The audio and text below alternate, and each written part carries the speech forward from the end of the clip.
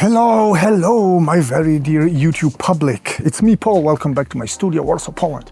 I know it's been a while since I recorded my last video, more than a week, I think, but seriously, the amount of work that we have during these months in the studio is just crazy. I have to limit some of my activities sometimes.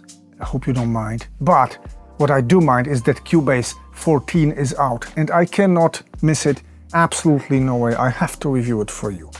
Cubase is a serious thing for music production, and whether you're just starting your music production career or music mixing or you're using any other DAW, Cubase is always an option.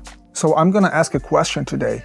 Is Cubase 14 a DAW for you? It looks seriously upgraded from the previous version, and I can't actually wait to see some of its new features. So let's go. And as always, if you think this channel is a cool place, if you like my studio and my videos, please consider subscribing somewhere here down in the corner, getting notified, liking this vid, commenting on it down below so that I know what you think about new Cubase 14.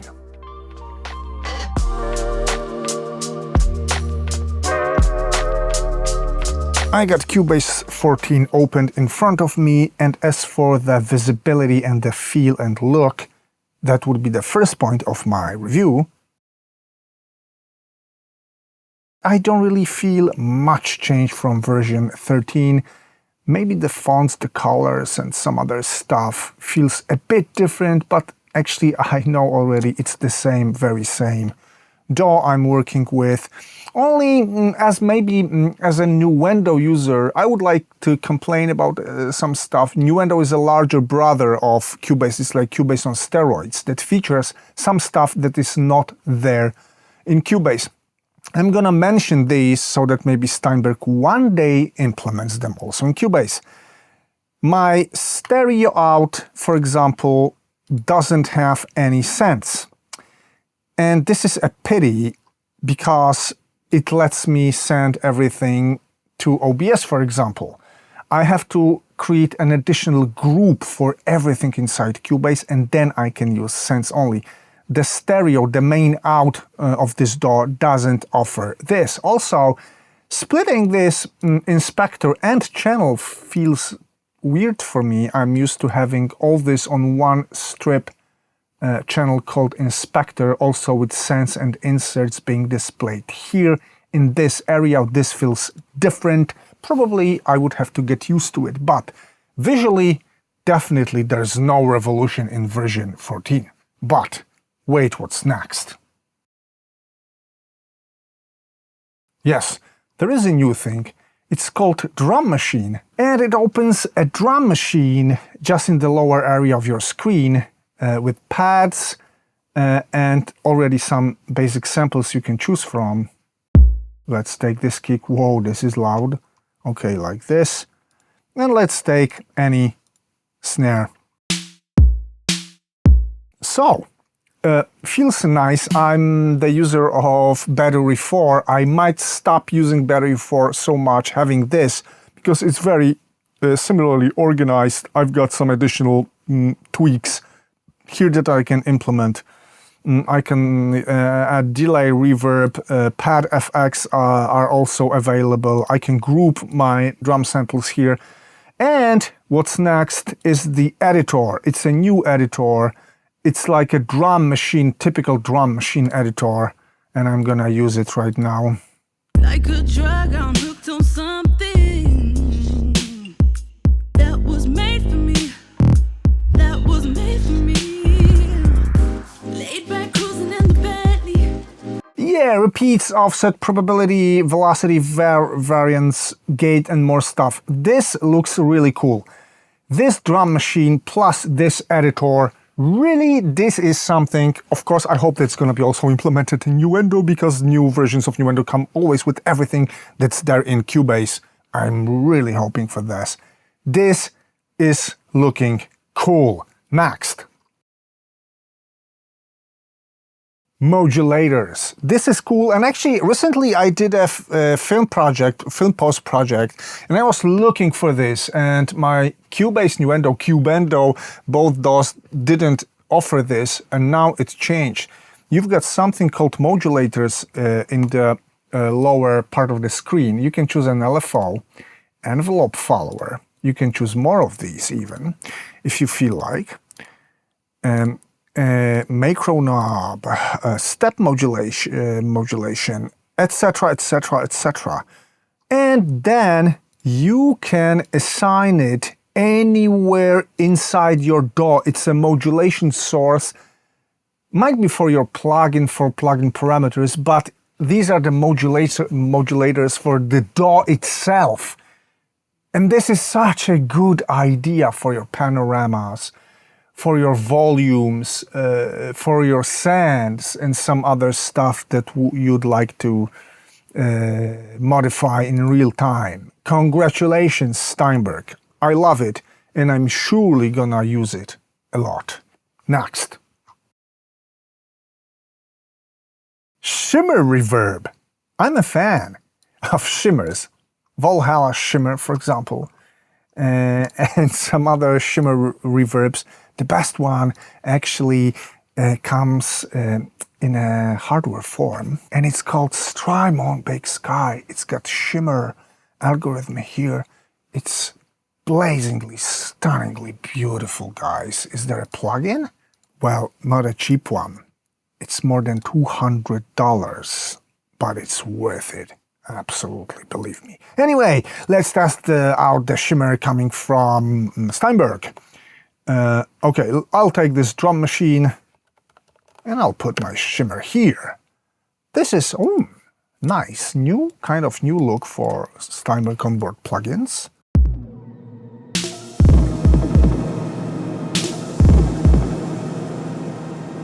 Running Shimmer on drums is kind of an avant-garde idea, right?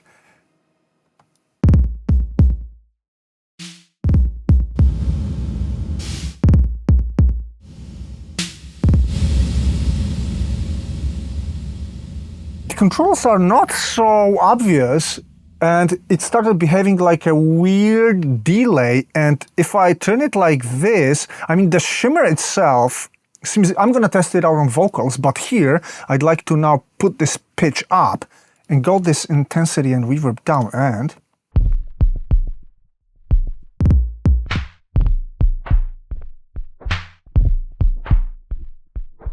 have you ever heard a Shimmer like this? Because I haven't. But it is a Shimmer, and to test the Shimmer itself, sorry, I had no idea what's gonna happen. I just discovered something like this. Let's put this Shimmer on vocals here.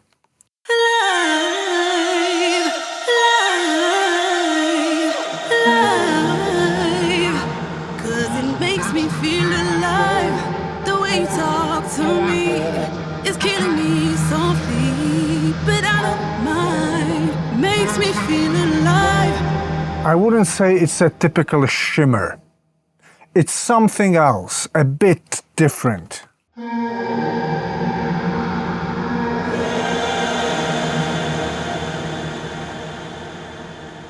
But it's cool. Can I imagine myself using it in any of my production? Definitely yes. The next thing is a new studio delay. Let's go. Same nice interface as for Shimmer, at least similar one. Pattern. 1 delay, 2 delays, stereo delays, 2 stereo delays. Oh wow.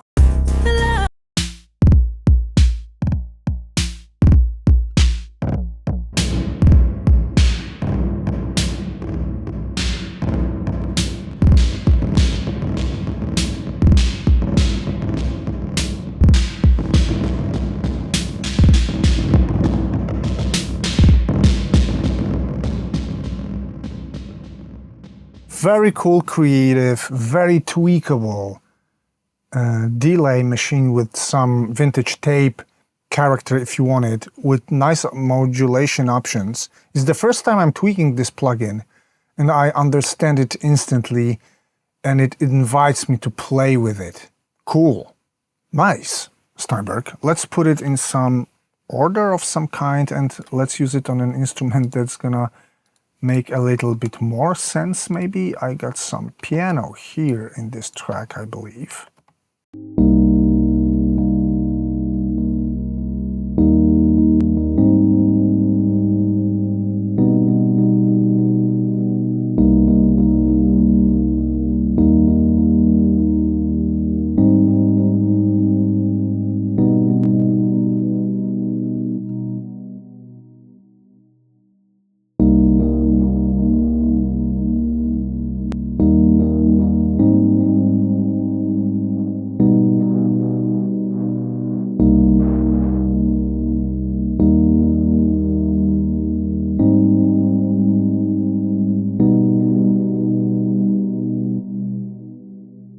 Nice! I seriously like it. Very easy to use, very cool tool. I really do like, not always maybe, but I really do like this time what Steinberg proposes me as the user of Cubase. What's next? What's there?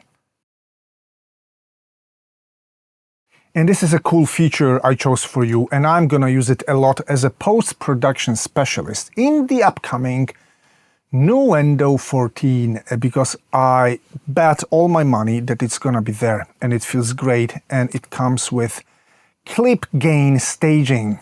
Like, you wanna adjust something, yeah, you can write some automation for the track. What I also used to do sometimes is that I do the crossfades, like this, to adjust things the way I want them. But right now, I can simply do it like this. Actually, I'll start with this. Put it a bit down. This one needs to go a bit down. This one needs to go a bit up. Look, it's drawing the lines for me. And now I can even make my edits smoother and more precise. Like, I want to make this happen a bit more like this, no problem. This is really cool. I don't have to chop this wave too much. I don't have to go into the track automation. I can adjust the input gain of my signal like this. This feels great. I'm gonna use it a lot. I'm more than sure about it. The last thing I'm gonna present to you actually, I'm not going to present it to you directly because it's DAW project format compatibility. It's an interchangeable session format already used in Bitwig and Studio One, and now Steinberg and Cubase embrace this format. So you can save your session as DAW project and you can open it in a different DAW with your plugins, routings, automation, and everything else. This feels great. Actually, it also would feel great for me because sometimes I get materials from Pro Tools. But for now, Pro Tools and Avid did not implement DAW project. Anyway, getting things from DAW project, from any other DAW, or sending them to any other DAW. So let's make it a cooperation, not a rivalry. This is actually a huge step forward in thinking about audio market in general. Like, it really feels nice, like to stick to my DAW, but to have this option of DAW project compatibility. No matter what DAW you choose, you can continue, you can modify, you can expand your or anyone else's work in your working environment. This is really something, and also I hope it's gonna be there in Nuendo. Guys, that's it. These are like 5 or 6 main features of Cubase that I chose for you. Yeah, and I can sum the things up right now. Cubase 14. Guys, this looks like a major upgrade to me. You may not see this on the surface because version to version doesn't change much visually. It's the same DAW. But the drum machine with this additional drum editor, this feels cool, and I suppose it's a serious upgrade. Also, clip gain operations and staging the gain of your clips feels different. There's also some more stuff I didn't show you, how the region and how the selection of areas, of some areas work in Cubase. I didn't want to go into it, it's complicated for a short video, but it's also there. Plus Shimmer, plus Studio, Reverb, plus DAW project compatibility.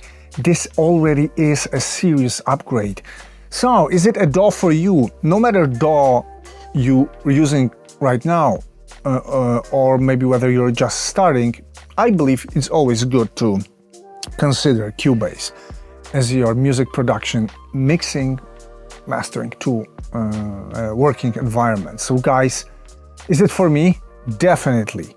I'm not gonna use it per se because I'm gonna use Nuendo 14, which is this larger brother of Cubase. I'm a Nuendo guy because I not only I do music but sound post, and that's important. And yeah, this is definitely for me, and you still have to decide yourself. But if I were you, I would check it out. There's a free, I believe, 60 days trial. Why shouldn't you? That's it for today. I hope to hear from you very, very soon. Take care. Bye.